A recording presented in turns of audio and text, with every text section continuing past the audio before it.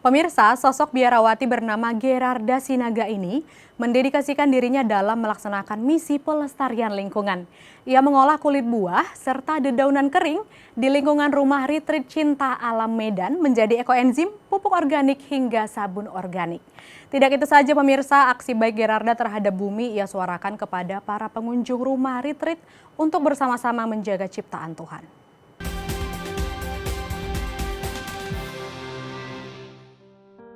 Jadi kalau enggak kita manusia yang dikasih Tuhan akal budi pikiran dan hati untuk memperhatikannya, siapa lagi? Hanya manusia yang satu-satunya makhluk paling bermartabat. Jadi kalau kita yang enggak peduli terhadap bumi, siapa lagi?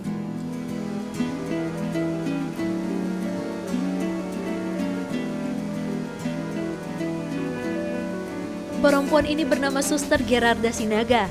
Ia adalah seorang biarawati di rumah retret Cinta Alam, sebuah tempat wisata spiritual yang berada di Kabupaten Deli Serdang, Sumatera Utara. Perempuan berusia 49 tahun ini aktif dalam melaksanakan misi pelestarian lingkungan. Bermula saat pandemi 2020, Suster Gerarda kerap mengikuti berbagai pelatihan daring tentang ekologi, sebuah cabang ilmu biologi yang mempelajari interaksi antara makhluk hidup dengan lingkungan. Mulai saat itu, ia mengenal dan tertarik membuat ekoenzim, salah satu ilmu yang dipelajari. Ekoenzim merupakan cairan serbaguna hasil fermentasi dari sampah organik seperti kulit buah, sisa sayuran, dan biji buah. Setiap bulan, rumah retret Cinta Alam menghasilkan 60 kg sampah kulit buah. Dari situ, Suster Gerarda dapat membuat lebih kurang 180 liter ekoenzim. Bersama rekannya, Suster Gerarda rutin membuat ekoenzim. Cara membuat ekoenzim yaitu dengan mencampurkan 1 bagian gula atau molase, 3 bagian sampah organik, dan 10 bagian air jernih. Campuran tersebut lalu didiamkan selama 3 bulan di wadah plastik kedap udara.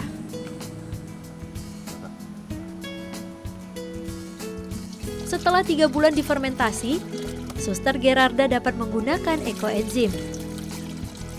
Ia biasanya terlebih dahulu mencampurkan 1 liter ekoenzim dengan 2 liter air sebelum disiram ke tanaman.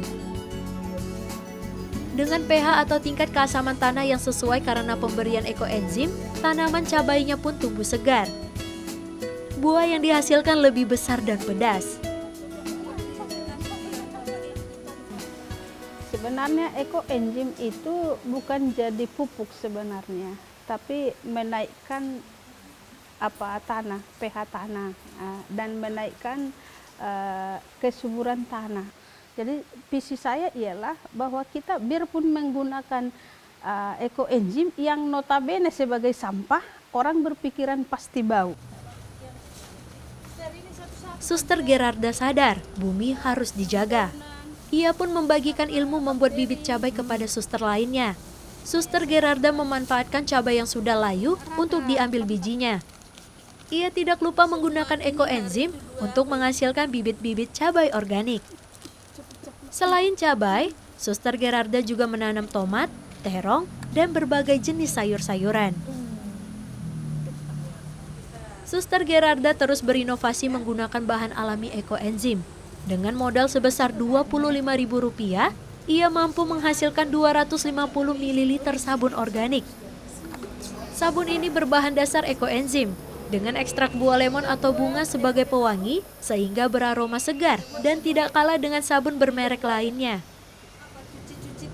Suster Gerarda dan penghuni rumah retret menggunakan sabun ekoenzim ini untuk mengepel lantai, sabun cuci tangan, hingga mencuci pakaian. Salah seorang biarawati, Suster Olivia, telah mencoba sendiri sabun dari bahan ekoenzim ini. Ia mengatakan, penggunaan sabun organik menghemat pengeluaran.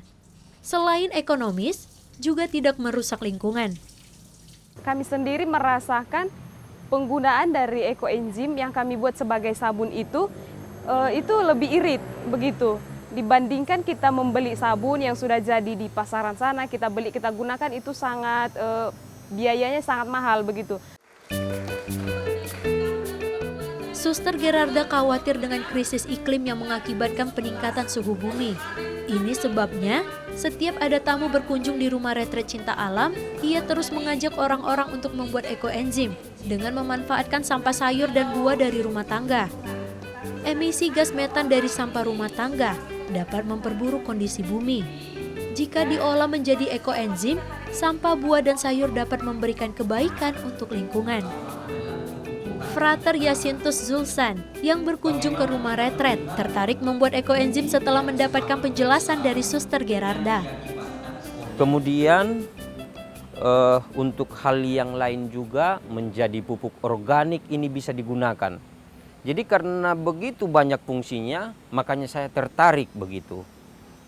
Tapi yang utama tadi melestarikan bumi, karena ini adalah pemasok oksigen. Saya akan tetap berjuang untuk mengedukasi, khususnya bagi anak-anak muda yang datang ke tempat kami melalui retret. Berbuat baik pada bumi adalah wujud syukur Suster Gerarda atas berkat Tuhan. Memanfaatkan sampah rumah tangga menjadi ekoenzim membawa dampak baik bagi lingkungan. Karena ketika alam sehat, seluruh makhluk di bumi juga menjadi lebih baik.